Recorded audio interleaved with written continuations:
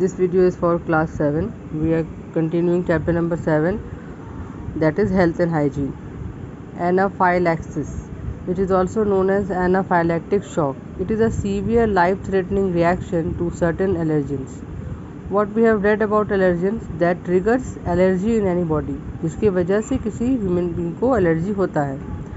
तो एनाफाइलेक्सिस क्या होता है? ये एक सीवियर कंडीशन है, जैसे कि लाइफ थ्रेटनिंग, जिसकी वजह से a man can die with that allergic reactions. क्योंकि हम लोग अभी तक एलर्जी के बारे में क्या पढ़े हैं कि एलर्जी बहुत ज़्यादा सीवियर नहीं होता है. जनरली उसको देखा जाता है कि वो उसमें जो कंडीशंस होता है उसको हम लोग प्रिवेंशन से अपने आप को प्रोटेक्ट कर सकते हैं. बट एनाफाइलेक्सिस क्या है कि अगर किसी को कुछ सीरियस प्रॉब्लम या उसका सिम्टम्स दिखाई देने लगता है, that become life threatening for that person, that is called anaphylaxis. It is a severe life threatening reaction to certain allergy. मैंने अगर किसी को किसी चीज़ से एलर्जी है और उसकी कंडीशन में ये सिम्टम्स दिखाई देने लगे उसके बॉडी में, और and that become very severe for him, that is called anaphylaxis. It is characterized by a sudden drop in blood pressure while each person may experience symptoms differently. किसी किसी में क्या होता है कि उसका ब्लड प्रेशर बहुत लो हो जाता है, मगर ये पर्सन टू पर्सन वेरी भी कर सकता है. What are the other symptoms?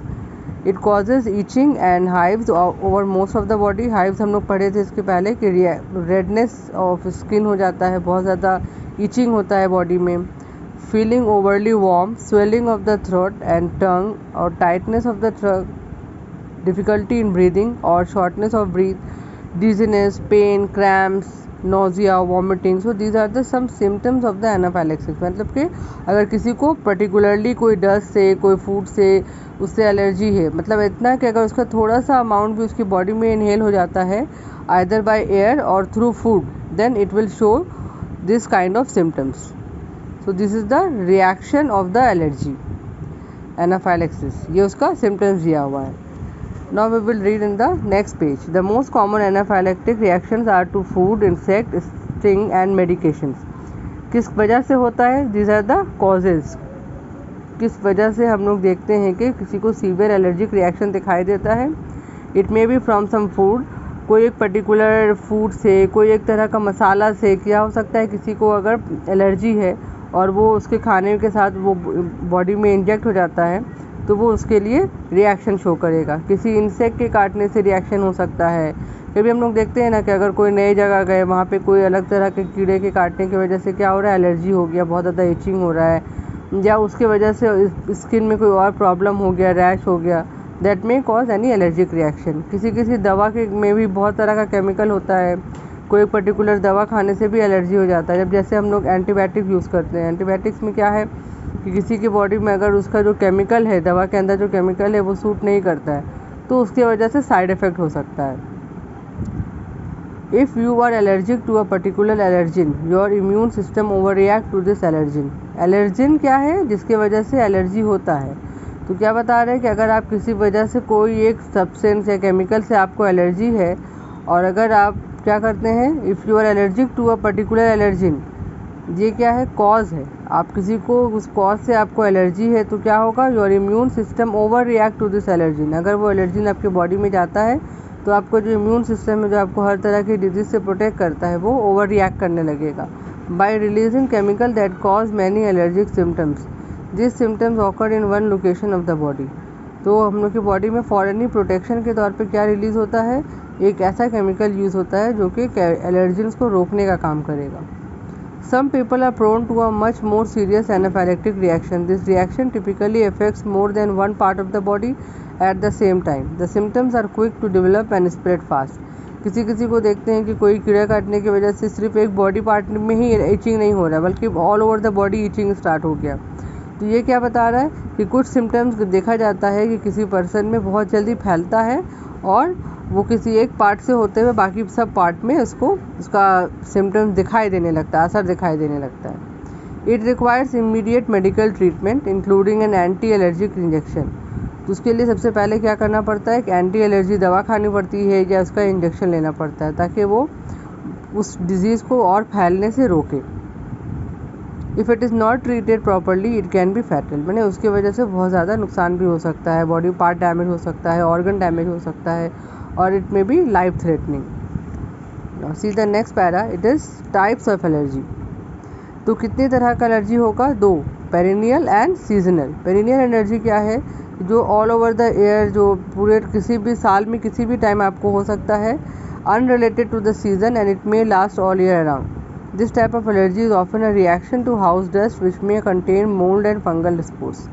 Generally देखा जाता है कि जब घर में डस्ट हो या हम लोग के आसपास एरिया में बहुत ज़्यादा डस्ट हो, धूल हो, या धूल वाले एरिया में अगर हम लोग चले गए तो वहाँ पे क्या होगा, उसकी वजह से कुछ एलर्जिक रिएक्शंस बॉडी में रिस्पॉन्स के तौर पे शो होता है.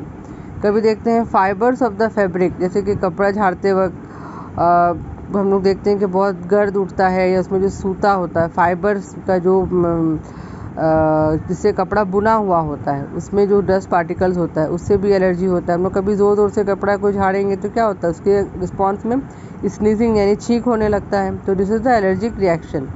Animal dander, dust, might, dropping and bits of the insects. अब ये क्या बता रहा है कि आप बाइट्स ऑफ द इंसेक्ट, आप इसमें एनिमल्स के बॉडी में जो फर होता है उससे भी एलर्जी हो सकता है, इंसेक्ट के काटने की वजह से भी एलर्जी हो सकता है. तो this are not the seasonal allergy. जैसे हम लोग पहले पढ़े थे कि अगर किसी को विंटर सीजन से एलर्जी है, किसी को जैसे स्वेटिंग बहुत ज़्यादा होता है तो उससे फीवर आ जाता है, that is also allergic reaction. तो अगर कोई सीजनल प्रॉब्लम नहीं है, ये ऑल ओवर मैंने थ्रू आउट द ईयर किसी भी टाइम में हो सकता है, तो इसमें हम लोग उसको क्या बोलेंगे, perennial allergy. Substance in and on cockroach are often the cause of allergic symptoms.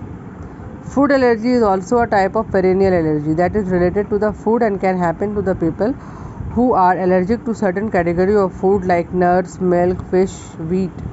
किसी को मिल्क से भी प्रॉब्लम होता है कि जितना बार भी हम मिल्क कंज्यूम करते हैं, इस्तेमाल करते हैं, पीते हैं, तो उसकी वजह से डायरिया हो जाता है या उसको डाइजेस्ट नहीं हो पाता है, तो that is also a food allergy. किसी को फ़िश से एलर्जी हो सकता है कि फ़िश, कोई एक पर्टिकुलर फ़िश खाने से बॉडी में जो है इचिंग होने लगता है, या रैशेस दिखाई देने लगता है, या माउथ अल्सर हो जाता है. तो इस तरह का एलर्जिक रिएक्शन हमको पर्टिकुलरली कुछ पर्टिकुलर फूड से भी हो सकता है. तो जनरली जो देखा जाता है, egg, peanuts, tree nuts, soybean and milk, this have become the cause of the allergy. Now see the second one is seasonal allergy. It is also known as hay fever. The allergy symptoms that happen during certain season of the year.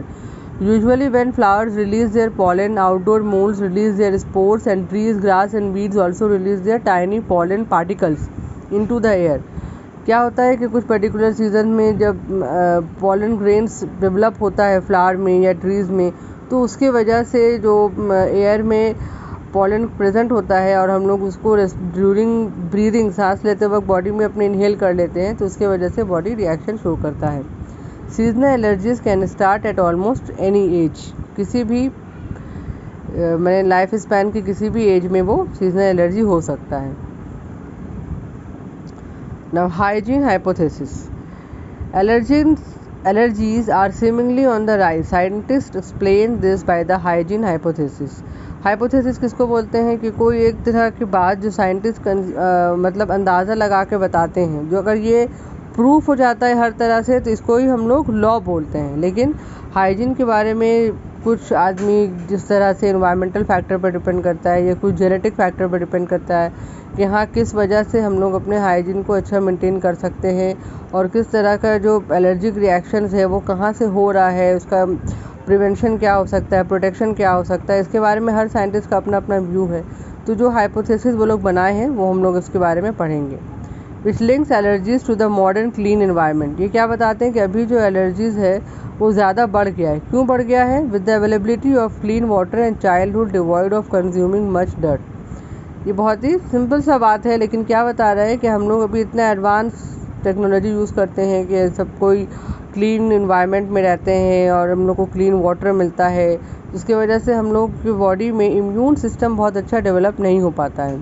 तो immune system कब develop होगा? जैसे हम लोग क्या देख रहे हैं, अगर एलर्जेंस बॉडी में इनहेल होता है तो उसके लिए बॉडी ऑपोजिट रिएक्शन वाला एंटीबॉडी बनाता है. तो वो एंटीबॉडी बनाएगा तो बॉडी में इम्यून सिस्टम अच्छा डेवलप होना शुरू होगा. लेकिन अगर हम लोग क्लीन एनवायरनमेंट में रहेंगे, क्लीन वाटर पिएंगे और हम लोग को कभी भी जैसे कि बाहर के एनवायरनमेंट के साथ हम लोग अटैच नहीं होते हैं, तो our body will not be able to produce or develop a particular type of immune system. Our immune system does not receive the early training. It needs to function efficiently. माने अच्छे से काम करने के लिए इम्यून सिस्टम को वो allergens मिलना चाहिए ताकि उसके लिए एंटीबॉडी बना सके। जैसे हम लोग क्या देखते हैं कि बाहर अगर फॉरेन कंट्री से कोई आदमी यहाँ आता है, इंडिया आता है, तो वो लोग को अगर प्योर वाटर नहीं मिलता है, तो वो लोग को अगर हेल्दी इन्वायरमेंट नहीं मिलता है और प्योर वाटर नहीं मिल रहा है, तो जो आदमी बचपन से ही सिर्फ क्लीन वाटर पिया है, मिनरल वाटर पिया है, तो उसको जो दूसरा पानी मिलेगा वो क्या होगा, उसका बॉडी उसको एक्सेप्ट नहीं कर पाता है। तो सिंपल वाटर पीने इस्तेमाल करने से ही उसके बॉडी में क्या होता है, डिजीज़ डेवलप हो जाता है। So a healthy exposure to microbe leads the body to develop more in strong microbe defence rather in reaction such as allergies. क्या बता रहा है कि अगर हम लोग को कुछ माइक्रोब्स बॉडी के अंदर अगर इनहेल हो भी जाता है तो उसकी वजह से बॉडी उससे डिफेंस यानी कि माइक्रोब्स को तोड़ने के लिए उससे बचाने के लिए बॉडी में एंटीबॉडीज़ बनता है, जो कि हम लोग के इम्यून सिस्टम के लिए अच्छा होता है। अगर वो इम्यून सिस्टम अच्छा नहीं होगा तो क्या होगा, हम लोग को जैसे ही हम लोग किसी पॉल्यूटेड एरिया में जाएंगे, हम लोग फ़ौरन ही बॉडी रिएक्शन शो करेगा एंड वी में गेट इल वेरी ईजिली। बहुत जल्दी हम लोग बीमार पड़ सकते हैं। जैसे हम लोग देखते हैं कि किसी को कहीं का खाना सूट नहीं करता, अगर हम घर में रहते हैं, किसी पर्टिकुलरली हमको जॉब की वजह से, पढ़ने की वजह से किसी दूसरे शहर में जाके रहना पड़ रहा है, तो हमको वहाँ पे उस तरह का पानी नहीं मिलता है या घर की तरह खाना नहीं मिलता है, तो it may cause very danger to our health.